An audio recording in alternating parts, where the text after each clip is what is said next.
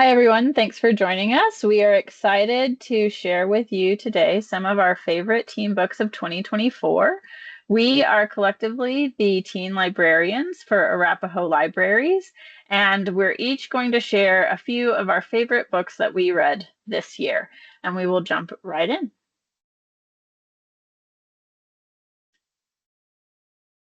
Hi, I'm Anush. My pronouns are she, her. And the first book I wanted to share with you is Spin of Fate. This is a fantasy book, and it is one of the hidden gems this year. I really enjoyed it a lot. This has been compared to Avatar: The Last Airbender and Naruto, and it is by a Vora, who is an Indian, a Japanese author. And this book is the world is kind of based on it's called the Toranic law, which is kind of like the law of karma. So everyone's soul has a spin. So it's all based on like the good things that you do or the bad things that you do. So the people who have like that good spin are in the upper worlds, and then there's also the lower worlds, which is kind of like there. It's not a very fun place to live. And the main character, Aina, is living in lower world with her mother. And then by some coincidence, she ends up going to the upper world, and she is not happy about that. She wants to go back to her mom. But then she meets Aranel, who is kind of living in the upper world, and he's pretty naive. All he's known as that the upper world, and he has been sent as a spy to find the rebellion in the lower worlds. So this book was just really unexpected. It was fun to read. It had a lot of really great kind of philosophical ideas as well. And this would be great for seventh grade and up.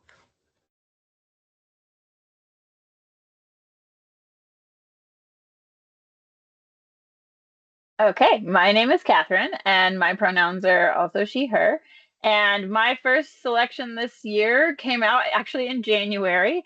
There were some really good books released in January. This is Free Period by Ali Therese. It is an absolute delight. These characters in this book are ones that you want to be friends with by the end of the story. They're slightly chaotic, very funny. So it follows best friends Helen and Gracie. Helen is on the verge of being kicked out of school. Her parents are going to send her to boarding school if she pulls one more prank. So she and Gracie are forced into the Community Action Club, which is basically like a community service group for the school. And they discover that the very first initiative that they are taking up is menstruation justice for the school. So, period justice. They're working and they're planning to go to the school board to campaign for period products in all of the bathrooms. The school board is pretty resistant, and Helen decides to employ her own brand of activism. So this has everything from a bake sale where all of the cupcakes kind of look like they have period blood on them, but it's just raspberry jam, don't worry, to crocheted uteruses being yarn bombed in the bathroom. It is hysterical.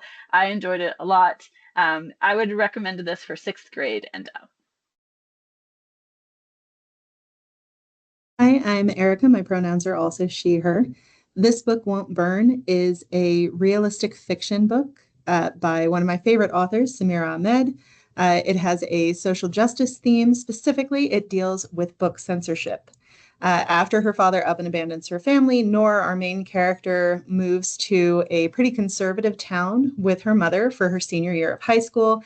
This is a very different town than what Noor is really used to. Her mother has made one request of Noor. It's your senior year. Keep your head down, stay out of trouble, and graduate. Noor fully intends to do this, but Noor has quite a social justice gene in her body. And when she learns that the school recently went through and removed a staggering number of books from the library, claiming that they're under review for having potentially damaging material, and she learns that those books are largely written by marginalized authors, Noor is pretty enraged. And with her friends, they start a book club where they meet across the school in public spaces to do read alouds from the very books the school has banned. They start a little free lending library and some other really inspirational protests that you'll really be cheering for as you read. She just can't let this go, even when the administration retaliates with threats and even when members of the town respond with outright racism. This was a really timely story of fighting back against censorship. A lot of the book, I felt like I was reading something that had been ripped right from our current newspaper headlines. I would recommend this for grades 7 and up. Really, really intense, great read.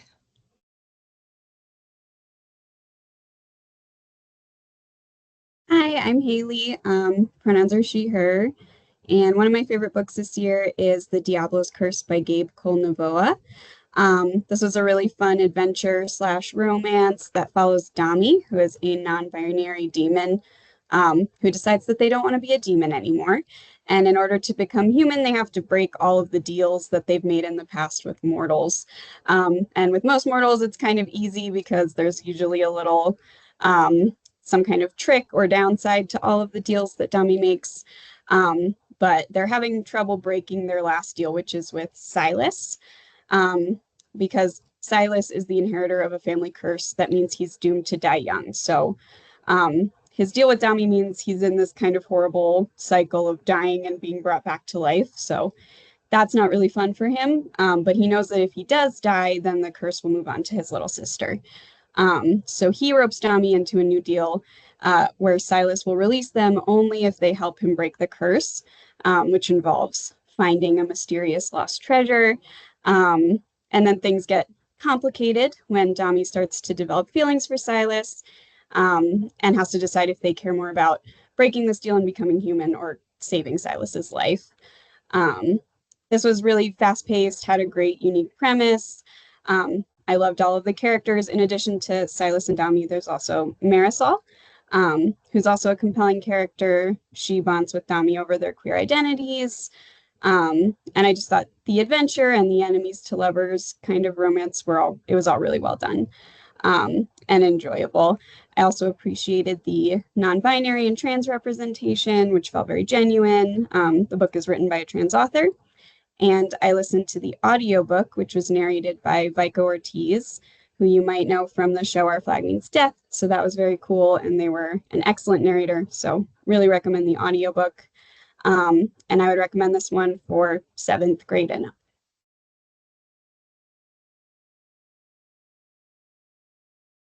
Hey everyone, I'm Jessica. My pronouns are she, her. I've got a fantasy story to share with you today. It's called The Encanto's Daughter by Melissa de la Cruz. This magical book is inspired by Filipino mythology and culture, so it's really unique and fascinating. Our main character, MJ, has spent most of her life on the run with her mom in the human world, but there's a twist. She's half human, half Encanto, and her dad is actually the king of the Sirena court in this mythical island called Beringen. Things get wild when MJ is ambushed by fairy-like creatures at her school, and then she finds out that her dad suddenly died, and now she's supposed to take over as the ruler of all the Encantos. No pressure, right? MJ gets whisked away to Beringen and starts going to this school for Encanto nobles to learn how to rule. But it's not all magical fun and games. There's mean girls who totally hate MJ because she's half human. And there's a super annoying but kind of cute knight named Sir Lucas. And then she finally makes friends with a mysterious girl called Nyx. Then stuff starts to get really strange. MJ begins to suspect that her dad's death was actually a murder. And she and Sir Lucas team up to unravel the mystery. She can't help but crush on him through all their adventures, even though she's not really sure she can trust him. Overall, The Encanto's Daughter is an awesome read for grades 6 and up about a girl trying to fit in and find her own power. If you're into fantasy, adventure, and a bit of romance, you should check this one out. Hi, everybody. My name is John, so my pronouns are they, them, and I'm here to talk about The Deep Dark, the most recent graphic novel from Molly Knox Ostertag that came out in June of this year. I really think this is Molly Knox's like best graphic novel to date. You probably know her from books like The Witch Boy, The Girl in the Sea. But this is a real tome of a graphic novel that has some really great characters and a really fantastic story with some kind of almost horror elements mixed in with a really interesting sapphic romance. So on the left of the cover, we have Mags, who's our main character, and Mags is an older teen who is already working a job, has to spend a lot of time taking care of her abuela, living out in the Southwest. She is kind of estranged from like other parts of her family due to some secrets that are being kept, which Mags is kind of having to constantly take responsibility for. There is this creature living in their basement that they have to take care of and prevent from getting out and hurting other people. And one day, Nessa, the other character on the cover, kind of comes back into Mags's life after having been away for a very long time. And when Nessa was a child, it was before she had transitioned to live her life as a woman. And so there's sort of this element of like rediscovering this friendship that they had when they were little kids, and rediscovering who these people are. And there's a lot of discussion in this book around being able to let people into the problems you're having. Mags is the kind of person who takes a lot onto herself and doesn't allow herself to share her feelings with other people, including the girl she's dating at the time, who is actually cheating on her boyfriend with Mags. And so there's a lot of conversations in this particular story about honesty and about being in touch with your feelings, being honest with yourself, being able to allow yourself to share the problems you're going with other people and being vulnerable with other people. So yeah, this is a really deep tale. I will say there are some things in terms of some things that might be triggering for some people. There's some violence going on and some like allusion to abusive relationships that comes in towards the parts of the book. And there's also some blood throughout due to what the nature of the monster. But it's a really amazing tale. I highly recommend it for anyone grades 10 and up. And really great representation of like Latina sapphic relationships and living in that part of the country and that culture. So highly recommend. Hello, my name is Kayla, and I'm super excited to tell you about my favorite book, which is The Immortal Games. This was another book that was published in January of 2024.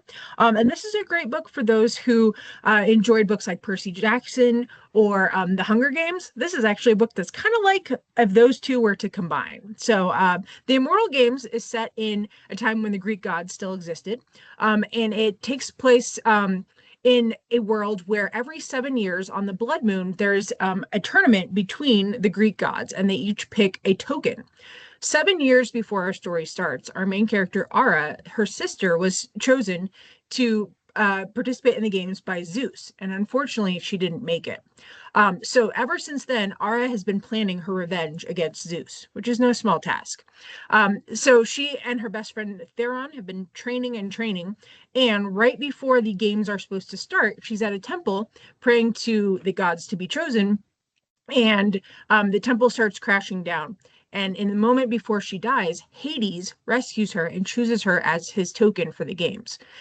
The reason Ara really wants to be chosen for this is because the winner gets one wish, and her one wish is to get revenge on Zeus and kill him. So she ends up getting picked by Hades, and he is not the Hades that you are used to. He's very different. He's pretty likable for the god of death. And so they work together to try to help her survive the games and win and get her last wish. It's really exciting, a lot of fast-paced adventure, definitely some violence because it has some Hunger Game elements, but I really enjoyed it. It does leave kind of on a cliffhanger, but it's still a satisfying ending, and so hopefully there will be a book number 2, and this is a great book for anyone grade 7 and up. Hi there, I'm Rainbow, and one of my favorite books this year is called Ariel Crashes the Train. It's a kind of an intense book. It's about a character. Her name is Ariel. She has very severe OCD, and she's basically terrified of her own thoughts. She is constantly thinking about death and murder and like, what if, these like really violent, graphic things happen at any time. And her parents are very religious, and refuse to let her see a therapist. So she's trying to figure out how to survive while she's dealing with these just really intense thoughts. But she's also a teenager, so she wants to live like a normal teenager. She has a crush. She has a summer job working at a carnival, or and the main thing about this is that there's a train ride for little kids. You probably have seen at different carnivals. Just like goes around in a circle. It's pretty simple, but every time she runs the train, she envisions like the possibility of it going too fast or coming off the tracks or something like that. And it becomes almost debilitating. Fortunately for Ariel, she does have a couple of really great friends that she meets while she's working, and her sister is in her corner. So this book does have a happy ending, even if it is very intense. So you're going to definitely want to take care if, when you're reading it, there's violent graphic thoughts, suicidal ideation, and some other tough topics. This book I would recommend only for high school kids, 9th grade and up, probably. Yeah. Hi, I'm Stephanie. My pronouns are she and her, and I'm going to share one of my favorite Halloween reads this year, which was The Ghost Keeper by Joanna Taylor. This is a graphic novel that follows Dorian, the character on the cover in the front. He is one of the few people in the world who can see and talk to ghosts, and he uses this power to be sort of a ghost therapist. He helps ghosts deal with their trauma or any unfinished business they might have that's keeping them from crossing what's called death's door and leaving the mortal plane. So he arrives in this new town, which happens a lot because he faces a lot of prejudice from people who are just too freaked out by ghosts and don't want to be around someone who can see them. And he starts to do his normal thing, exorcising ghosts in his way. And he starts to develop a crush on a bookstore owner who's the guy behind him on the cover. But a few things happen that cause problems for him. The first is that there's a new ghost in town who is a little girl who has somehow managed to steal the key to Death's Door, which means no other ghosts can cross over, and the town is becoming very crowded with ghosts. And if ghosts stick around for too long, they start to develop this condition called rot, which kind of makes them less like the friendly ghosts that we see towards the beginning of the book and more like the scary, haunting ghosts that we see in other kinds of supernatural fiction. And then secondly, most of the people in the town want to turn to these people who go around in plague doctor masks, like in the background on the cover, who just throw this kind of toxic chemical into a house and exorcise ghosts that way, which is quicker and easier for a lot of people, but also kills the ghosts. So Dorian is trying to deal with these people who are coming in and being very violent towards the ghosts and trying to figure out how to stop people from going to them. And he's also trying to figure out how to help all of the ghosts that are around and not going anywhere. And where does the boundary between helping his ghost friends and helping himself lie? So it's a great book. I love the artwork. It's very cute and fun to look at. I also really like the main character and his struggle, which seem pretty relatable to a lot of people. It's basically a story of trying to find a work-life balance, especially if you're in a really emotional kind of job. So I'd recommend this book to 6th grade and up. Really fun, spooky, but not scary Halloween read. Okay, so my next book is realistic fiction thriller, and it is set in California, in Los Angeles, I believe. And it takes place, it starts on 4th of July when there is a bonfire and fireworks night planned, and the Muslim Student Association ends up going. And then there is a big explosion that happens off the coast. It blows up an oil rig. So during this bonfire, one of the kids asks a girl who he's kind of flirting with to go get something from a locker. And as she is going back, she trips and falls on something, like something gets tangled around her. And another teen comes to her aid and tries to help her. And this is when the explosions happen. So then a bunch of police descend on the beach and start arresting people. And 6 teenagers get arrested, including the girl who tripped, the guy who asked her to get the things from the locker, and also the kid that was trying to help the girl, because they are trying to say that this was a planned terrorist attack.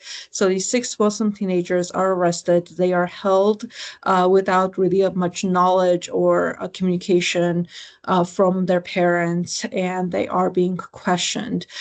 So you get to meet all the characters and all the like their lives and maybe possible secrets they're holding, and as they are trying to kind of prove their innocence. And at the same time, there's a detective who believes that she has everything figured out, but in a way is trying to make the narrative fit the evidence. So this one was a really intense read. It will definitely make you angry at much of the book, and there is a twist that really no one would see coming. So this one was pretty intense. It was very good, and I would recommend this for 9th grade and up. My next book is the sci-fi thriller Into the Sunken City by Dinesh Theroux. Sci-fi is one of my absolute favorite genres, and if I may rant a little bit, I feel like not enough is being published in YA lately. I really love this book. It is part like dystopian post-apocalyptic future, part pirate story, part deep sea horror. So if any of those things appeal to you, this book has something for you. It follows 2 sisters who live hundreds of years in the future. What we learn at the beginning is that it has been raining for hundreds of years. Scientists, in an effort to combat climate change, had the brilliant idea to try to shoot something into the clouds. It went poorly, as you might imagine, and it stitched the clouds together, and it has been raining ever since. The world is now mostly underwater. This story takes place above what once was Phoenix, Arizona, and then above Las Vegas, Nevada. And these 2 sisters lost their father about a year ago. They are scavenger divers who go down to bring up stuff from the deeps, and he drowned during that time, during a bad dive. And so it's now a couple of years later. They still have a lot of trauma from that. And the older sister is approached by this old pirate lady who has this tale of going to get this treasure from this place, this fabled place called the Strip in old Las Vegas. And so she convinces them to go, kind of forces really, and they head across the seas on this adventure. They get double crossed. There's like, when they're down diving, it gets really intense. If you're claustrophobic, which I am, it gets very hard to read or listen to, and really good because there's something under the water stalking them. We don't know what it is. You have to read it to find out. Highly recommend. I really loved this story. I want more like it. Publishers, take note. I would recommend this book for 7th grade and up. This is Youth Group by Jordan Morris and Bowen McCurdy. This is a fantastic graphic novel, one of my favorites this year, featuring Kay, who has moved with her mom to a new town after her parents' divorce.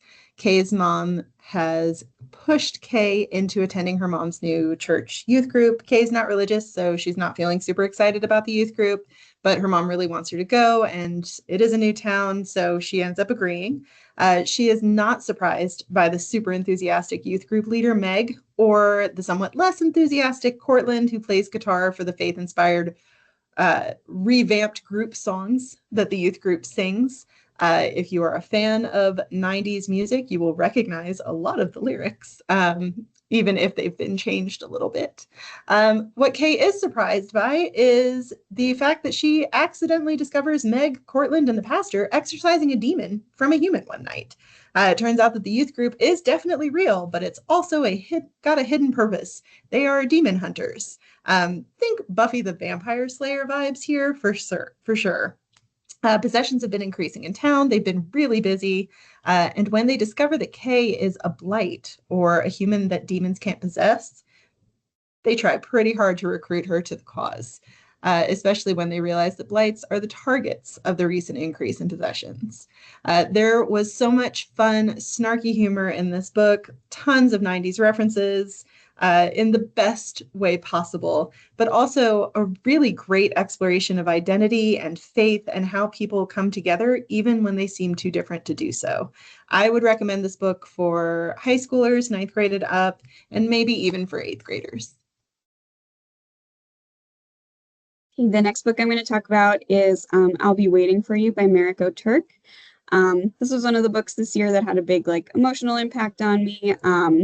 It follows Natalie, who's a teenager whose best friend died suddenly a year before the story starts. Natalie has been to therapy, and she wants everyone, herself included, to believe she's moved on and is past her grieving. She just wants everyone to treat her normally and enjoy her senior year.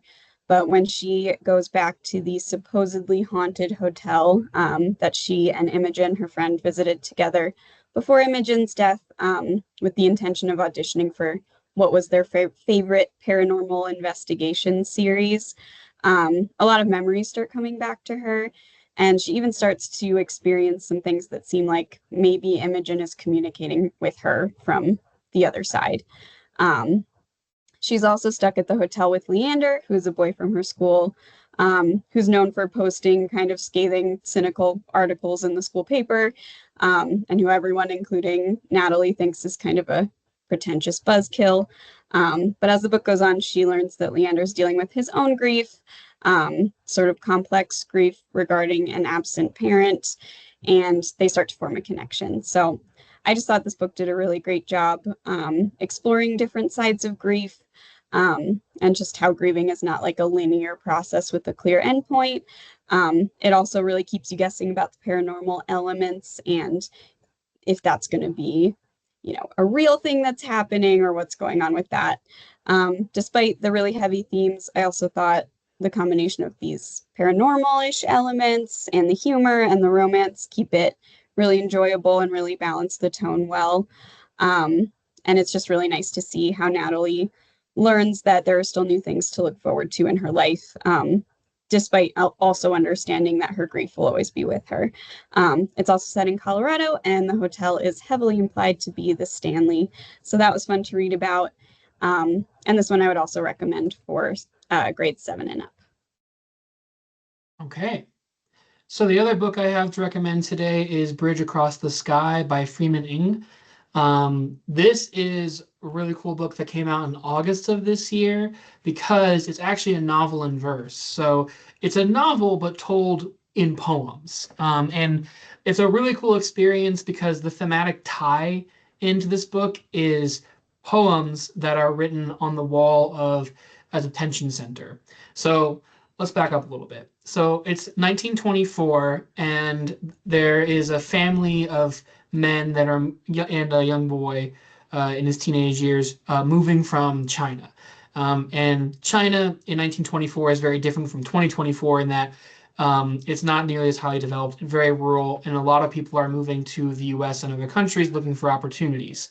And so the story follows Li Yipjing, who is finds himself with his father and his grandfather stuck on this island called Angel Island off the coast of California, basically in a detention center waiting to be processed to see if they will be allowed to move to the United States. And Lee very quickly realizes that he is in a prison, based on the fact that there are bars everywhere, his movements are controlled, people are made to forced to wake up and go to sleep at specific times. The conditions that he's living under make it very clear that he's basically in jail for the crime of trying to move to another country. And Lee's mother taught him English from a very young age, and being from the region of China that he's from, he speaks Mandarin as well as Cantonese. And so he's actually able to make friends with different people in the detention center, including Sao Feng, who's another teenage boy from his part of China. And so he gets along with them. But there's also this group called the Association that kind of gets better treatment from the guards and gets better food and things like that. And there are a lot of people in the prison, like Yanin, who kind of decide that there needs to be, they need to demand better conditions. So they stage things like different protests that Lee winds up getting involved in. There's also the character of Butcher, who is a young African-American teenager who works in the detention center, who he befriends with his English, and they kind of connect over their shared love of poetry. Butcher being a big fan of Langston Hughes, who was very popular, like just getting popular at the time. And there's some really interesting sort of conversations that happen in terms of not just an immigration story and struggling with basically being punished for the simple act of trying to be a refugee from another country, but there's also an intraracial conflict that occurs between the Chinese interned men and Butcher, who they think is a spy for the white, their jailers, basically. And so that's an important theme that comes up. There's also a romance element where Lee finds himself passing notes to a half Japanese, half Chinese girl who he sees across the yard, across a fence.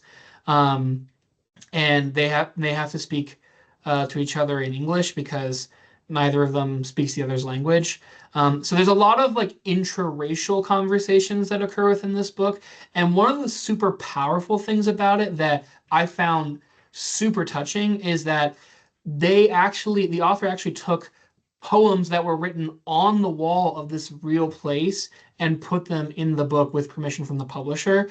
So it's a very powerful story. It's a really fascinating piece of history that I had not heard of, and that has inspired me to learn more about Angel Island and the Chinese internment that was going on in the 20s. I will say there is a suicide that happens in the book. There are some themes around sex and puberty. So I would recommend this for grades 10 and up, but I do highly recommend it. Fantastic book. So for my second fave pick this year is called The Art Thieves. And this one is a sci-fi. It's written by a native author, Andrea Rogers. And this one is kind of a fun one because it's a time travel one. So our main character, Stevie, she has graduated, or she's graduating at the very beginning of the book. And she's like working at this art museum over the summer, trying to save up money so that she can go to college. This book takes place like in the near future. But when she gets to work at the art museum, she finds out that there's this new guy that's working there who is like just indigenous from Costa Rica and like doesn't have a lot of information about him, but he is like he's an artist, and he has a bunch of art that's up for sale in the museum gift shop where she works. And so she kind of meets him, and she kind of starts to get to know him, and things are not exactly adding up. She's like, he doesn't really have a backstory, and he just like is kind of weird. He doesn't have a cell phone. He, it's like some of these weird sort of things start happening. And then all of a sudden he starts ending up in places where he wouldn't normally be. Like she ends up going on this like ill-fated not date photography thing with this famous artist, and he like comes and saves the day. And she's like, how is this working out? But it turns out he's from the future and he's there to steal some art, hence the art thieves. And so she has to decide whether or not she's willing to suspend disbelief for the fact that he might be from the future, but also the fact that they don't know, like he wants to steal like some of the most priceless piece of art that the museum has to offer. So this one is kind of a fun one. There's a lot of really tough decisions that get made in it, and the characters are really great. But I would recommend it for 7th grade and up, probably. Right, this one is a legal thriller about a girl named Ruby who is 15 years old and is being tried as an adult in Texas for the murder of a wealthy businessman in her town.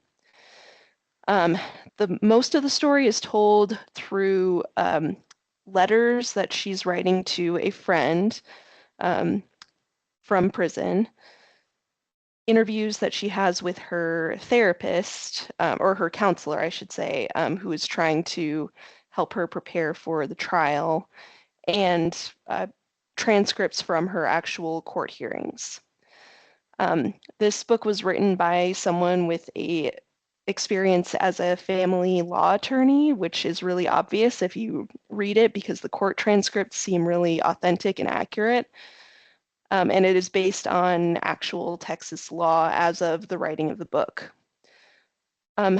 What's interesting about this book to me is that we know a lot of the facts from the beginning. It's not really a mystery because it's obvious from the beginning that Ruby did kill this man. There's too much evidence for it not to be the case. But as we read more into the book, we discover more about her backstory and how she got to that point. And it is done in a way that where things are slowly revealed and it's hard to guess. Well, you can kind of guess where it's going by the end, but I found the way it was revealed to be very compelling. It's an incredibly intense book, deals with very heavy themes, including sexual violence, sex trafficking, drug use, things like that.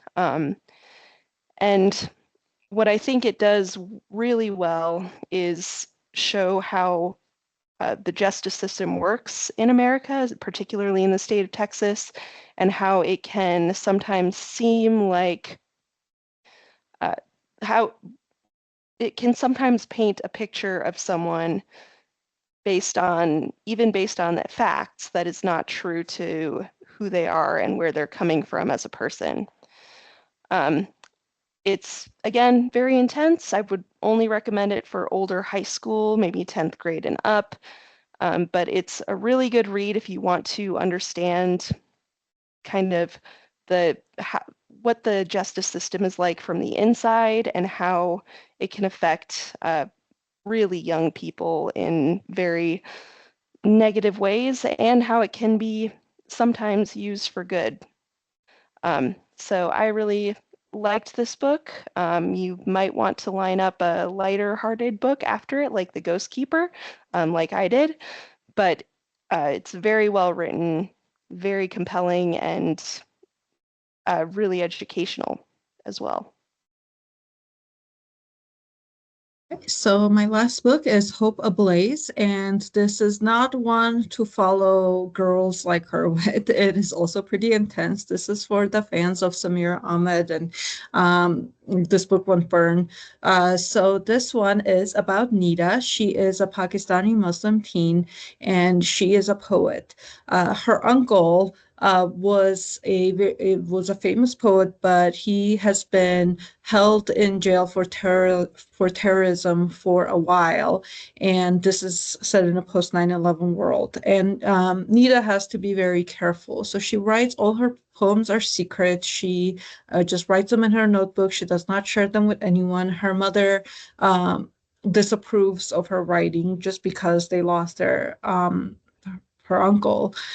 So she does not show anyone her poetry, but she has a friend who is not Muslim, and she's very supportive of her, and she's really the only like non-Muslim friend that she has that she shares things with. And her friend is trying to convince her to submit her poetry.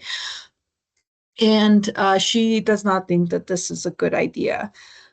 So then one day, Nita is in a park when she is detained and searched without any reason by a Democratic candidate. And she does not really know what's happening, but she also hears them say pretty racist things. So she is very upset. She writes a very scathing poem in her notebook. And then shortly after, her notebook goes missing for a few hours. And then she realizes that her poem was submitted to a journal, and it wins first prize, it gets published, and it is pretty obvious that the subject of her poem is this candidate. And they get very angry, promise to get lawyers involved, and she gets into a lot of trouble for this poem, and especially from her mother, who ends up just destroying her notebook. And she kind of gives in and says she's not going to write again, and then she also stops being able to write. So there's a bit of a magical element in it as well, and she kind of has to find her voice again. So this one was really great, definitely very intense. There's some poetry in it, and it is a pretty intense read, and I would recommend this for 7th grade and up. Dispatches from Parts Unknown by Brian Bliss is one of those books that are like the case in point of why you shouldn't judge a book by its cover necessarily, because it doesn't really give away much of what it's about. If you like audiobooks, I also highly recommend the audiobook for this story. This is a book about, it's very funny, but it is also about grief and friendship. The main character, Julie, her inner monologue is narrated by an imaginary professional wrestler, which is hilarious and does come through in the audiobook. So definitely one to give a listen. This story is set 3 years after her father dies. She's still processing and working through that grief. One of her teachers, somewhat unwillingly, she gets roped into being on the prom committee. Not what she wants to do. She would rather hang out at the Orange Julius at the Mall of America. But she is pulled into the prom committee, where she becomes unlikely friends with the former Catholic school preppy girl and the kind of stoner skater boy he is trying to convince the entire prom committee that they should do a Top Gun themed prom. It is hilarious. I highly recommend it. Definitely great for 7th grade and up. This is Across So Many Seas. This one is historical fiction. It follows 4 Jewish girls in different generations from the same family.